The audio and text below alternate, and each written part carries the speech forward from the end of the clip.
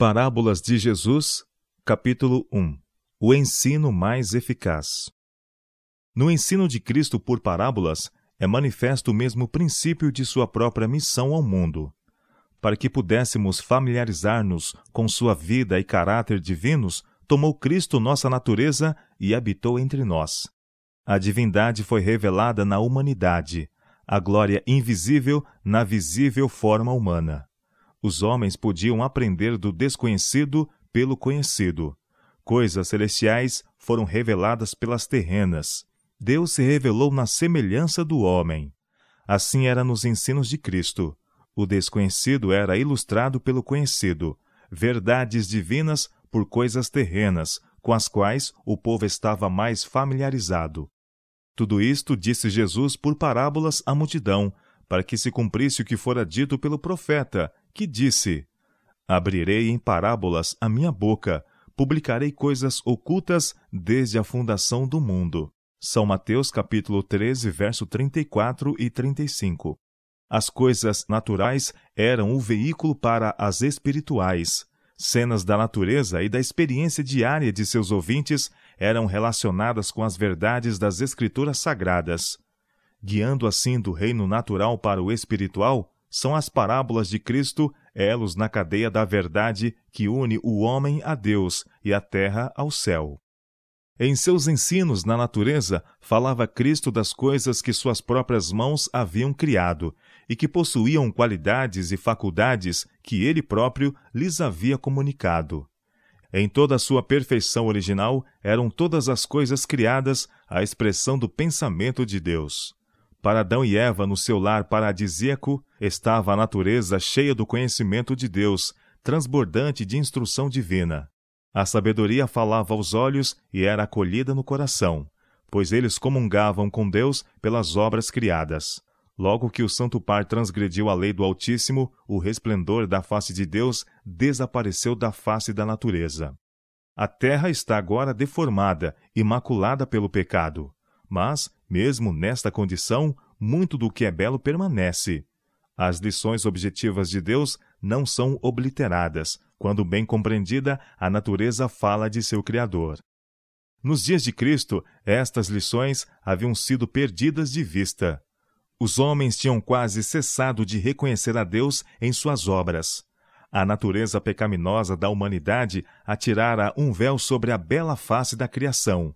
E em vez de revelarem a Deus, suas obras tornaram-se obstáculos que o ocultavam. Os homens honraram e serviram mais a criatura do que ao Criador. Desta maneira, os pagãos, em seus discursos, se desvaneceram e o seu coração insensato se obscureceu. Romanos capítulo 1, versos 25 e 21. Assim haviam inculcado em Israel ensinos de homens, em vez de ensinos divinos. Não somente a natureza, mas o serviço sacrificial e mesmo as sagradas escrituras, dados todos para revelar a Deus, foram tão truncados que se tornaram o meio de ocultá-lo. Cristo procurou remover aquilo que obscurecia a verdade, veio tirar o véu que o pecado lançara sobre a face da natureza, e desse modo trazer à luz a glória espiritual que todas as coisas foram criadas para refletir. Suas palavras focalizaram sob aspecto novo as lições da natureza, bem como as da Bíblia, e as tornaram uma nova revelação. Jesus colhia lírios formosos e os dava às crianças e jovens, e ao contemplarem-lhe o rosto juvenil, em que brilhava a luz do semblante de seu pai, dava-lhes a lição. Olhai para os lírios do campo, como eles, na simplicidade da beleza natural, crescem. Não trabalham, nem fiam, e eu vos digo que nem mesmo Salomão, em toda a sua glória, se vestiu como qualquer deles. A isto seguia então a doce segurança e a importante lição. Pois se Deus assim veste a erva do campo, que hoje existe e amanhã é lançada no forno, não vos vestirá muito mais a vós, homens de pouca fé? Estas palavras no Sermão da Montanha foram dirigidas ainda a outros, além das crianças e jovens. Eram dirigidas a toda a multidão, em cujo meio havia homens e mulheres sobrecarregados de aflições e perplexidades e magoados por desenganos e tristezas. Jesus prosseguiu: Não andeis, pois, inquietos, dizendo: que comeremos? Ou que beberemos? Ou com que nos vestiremos? Porque todas estas coisas os gentios procuram. De certo, vosso Pai Celestial bem sabe que necessitais de todas estas coisas. E estendendo as mãos à multidão circunstante, disse: Mas buscai primeiro o reino de Deus e a sua justiça, e todas estas coisas vos serão acrescentadas. São Mateus capítulo 6, versos 28 a 33. Desta maneira, interpretava Jesus a mensagem que ele mesmo dera aos lírios e à relva do campo. Ele quer que a leiamos em cada lírio e em cada haste da relva. Suas palavras estavam cheias de consoladoras afirmações e são próprias para fortalecer a confiança em Deus. Tão ampla era a visão que Cristo tinha da verdade e tão extensos os seus ensinamentos que cada aspecto da natureza foi utilizado para ilustrar verdades. As cenas sobre que os olhos descansavam cotidianamente foram todas relacionadas com alguma verdade espiritual, de modo que a natureza está revestida das parábolas do Mestre. Na primeira parte do seu ministério, falara Cristo ao povo com palavras tão simples que todos os seus ouvintes podiam compreender as verdades que os tornariam sábios para a salvação. Mas em muitos corações, a verdade não se enraizara e logo foi tirada. Por isso, lhes falo por parábolas, dizia ele, porque eles, vendo, não veem, e ouvindo, não ouvem, nem compreendem. Porque o coração deste povo está endurecido, e ouviram de mau grado com seus ouvidos, e fecharam seus olhos. São Mateus capítulo 13, versos 13 a 15. Jesus desejava despertar a indagação. Procurou despertar os indiferentes e impressionar-lhes com a verdade o coração. O ensino por parábolas era popular e atraía o respeito e a atenção, não só dos judeus, mas também dos de outras nações. Ele não poderia haver usado método de ensino mais eficaz. Se seus ouvintes desejassem o conhecimento das coisas divinas, poderiam compreender-lhe as palavras, pois estava sempre pronto para explicá-las ao inquiridor sincero. Outro sim, Cristo tinha verdades para apresentar, as quais o povo não estava preparado para aceitar nem mesmo compreender. Este é outro motivo porque ele lhes ensinava por parábolas. Relacionando o seu reino com as cenas da vida, da experiência ou da natureza, assegurava a atenção e impressionava os corações. Mais tarde, ao olharem os objetos que lhe haviam ilustrado os ensinos, lhe viriam às lembranças as palavras do Divino Mestre. Às mentes que estavam abertas para o Espírito Santo, foi cada vez mais desdobrada a significação dos ensinos do Salvador.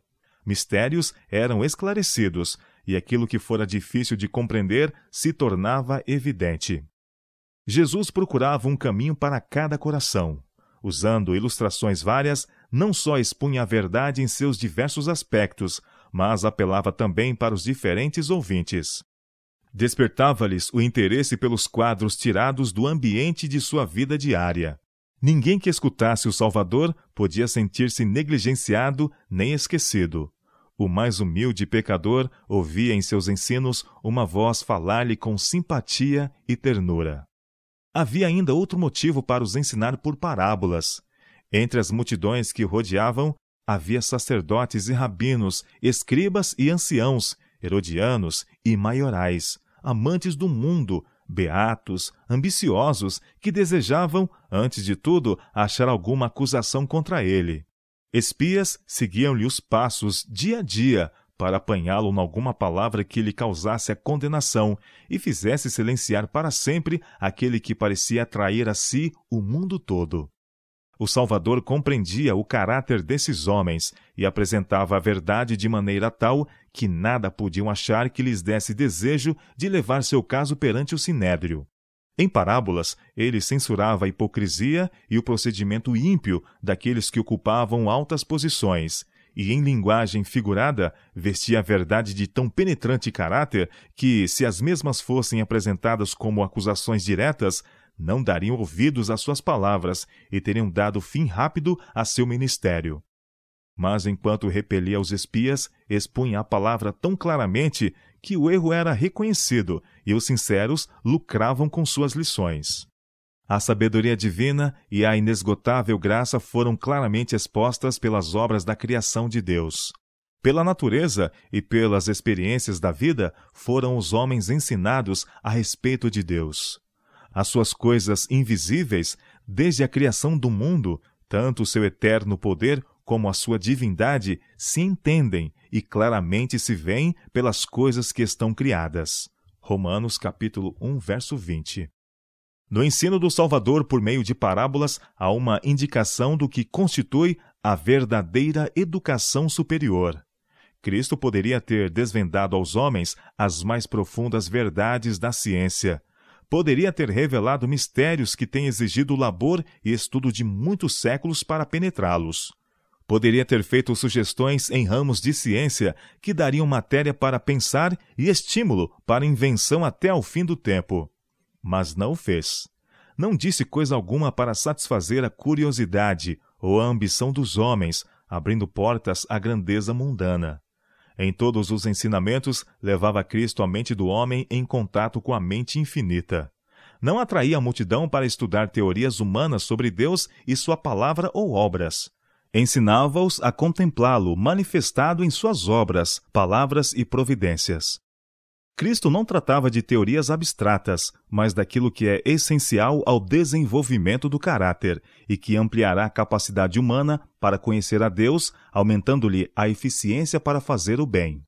Falava aos homens das virtudes que se relacionam com a conduta da vida e se prendem à eternidade. Era Cristo que dirigia a educação de Israel. A respeito dos mandamentos e prescrições do Senhor, dizia: "E as intimarás a teus filhos, e delas falarás assentado em tua casa, e andando pelo caminho, e deitando-te, e levantando-te.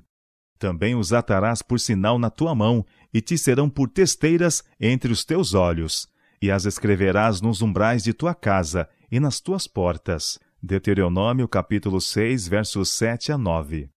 Em seus ensinos mostrava Jesus como este mandamento devia ser cumprido, como as leis e princípios do reino de Deus podiam ser apresentadas de modo que lhe revelassem a beleza e preciosidade.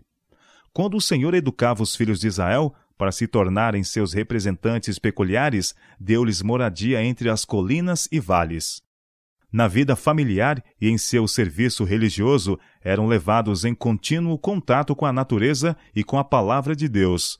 Assim ensinava Cristo a seus discípulos, junto ao lago, na encosta das montanhas, nos campos e nos bosques, onde podiam contemplar as obras da natureza, com as quais ilustrava seus ensinos. Aprendendo então de Cristo, utilizavam o conhecimento recebido, tornando-se coobreiros em seu trabalho. Assim, pela criação devemos conhecer o Criador. O livro da natureza é um grande compêndio que devemos usar em conexão com as Sagradas Escrituras, para ensinar a outros sobre seu caráter e reconduzir ovelhas perdidas ao redil de Deus. Ao estudarmos as obras de Deus, o Espírito Santo faz raiar convicção na mente. Não é a convicção que o raciocínio lógico produz, mas, a não ser que a mente se tenha tornado muito entenebrecida para reconhecer a Deus, muito turvos os olhos para vê-lo, os ouvidos muito moucos para ouvir-lhe a voz, uma significação mais profunda é aprendida, e as sublimes verdades espirituais da palavra escrita são gravadas no coração. Nestes ensinos tirados diretamente da natureza, há uma simplicidade e candura que lhes emprestam o maior valor. Todos necessitam das lições oriundas dessa fonte. Em si mesmo, o encanto da natureza desvia a alma do pecado e das atrações mundanas, para a pureza, para a paz e para Deus. Muito frequentemente se enche a mente dos estudantes de teorias e especulações humanas, falsamente chamadas ciência e filosofia. Devem eles ser postos em íntimo contato com a natureza. Aprendam que a criação e o cristianismo têm um único Deus. Sejam ensinados a ver a harmonia do natural com o espiritual. Tudo quanto seus olhos contemplam ou as mãos manuseiam lhes sirva de ensino na formação do caráter. Desta maneira, as faculdades mentais são fortalecidas, desenvolvido o caráter e toda a vida enobrecida. O propósito de Cristo no ensino por parábolas e o propósito do sábado são o mesmo. Deus deu aos homens um memorial de seu poder criador para que o discernissem nas obras de suas mãos. O sábado convida-nos a contemplar, nas obras criadas, a glória do Criador. Por desejar Jesus que assim fizéssemos, foi que envolveu as suas preciosas lições com a beleza das coisas naturais. Mais do que em qualquer outro dia, devemos, no santo dia de Deus, estudar as mensagens que Deus para nós escreveu na natureza. Devemos estudar as parábolas do Salvador, onde ele as pronunciou, nos campos e prados, sob céu aberto, entre a relva e as flores. À medida que penetramos no seio da natureza, Cristo nos torna real a sua presença e nos fala ao coração de sua paz e amor. Não ligou Cristo seus ensinos somente com um dia de repouso, mas com a semana de trabalho. Ele tem sabedoria para aquele que guia o arado e espalha a semente. No arar e no semear, no lavrar e no colher, ensina-nos a ver uma ilustração de sua obra de graça no coração. Deseja que em cada ramo de trabalho útil e em cada associação da vida, achemos uma lição da verdade divina. Então nossa labuta cotidiana não mais nos absorverá a atenção para nos levar a esquecer de Deus. Continuamente nos lembrará o Criador Redentor.